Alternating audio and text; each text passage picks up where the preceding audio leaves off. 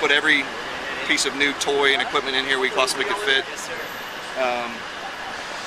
But the feature that we're looking at today is the new digital Panasonic Arbitrator cameras. Instead of using a VHS tape, essentially, the video gets wirelessly uploaded to the server via Wi-Fi hotspots all around the city. That alleviates the necessity for the officers to check out any VHS tapes or even the SD cards, because it's all done wirelessly. So it's completely hands-free for the officer. All the officer has to do is get into the vehicle, log into it, and go about his business without having to worry too much about the camera system. It's all much more automatic than it used to be.